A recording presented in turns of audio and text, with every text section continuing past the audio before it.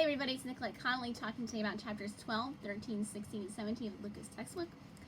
Chapter 12 talked about using language in your speech, and it talks about how a speaker's meaning needs to be immediately apparent to the audience. There shouldn't be any confusion about your central topic and your points, no verbal clutter. And then also you can use two tools. One is called imagery, and the other is rhythm. And rhythm was very interesting. It has some different tools you can use to get your points across to your audience.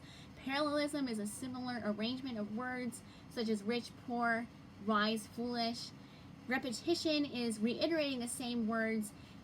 So, for instance, if not us, then who? If not now, then when?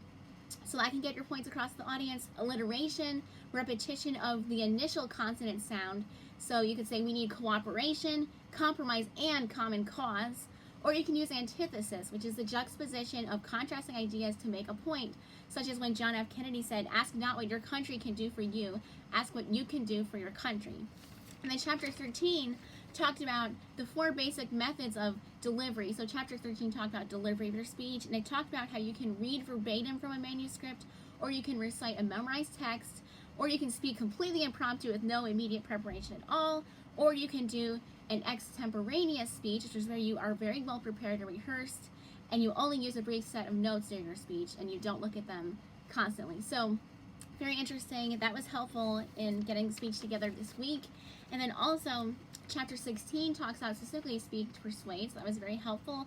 I liked how I talked about your goals to be ethically sound. You don't want to use such tools as emotional appeal to turn your audience towards something that might be wrong.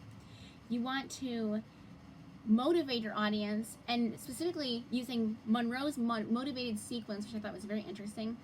Talked about how you want to get your audience's attention, you want to show them a need, then you want to satisfy their need by showing them a solution, then you want to help them visualize the solution in action, and then you want to show them how they can act and what they can do to bring about the change.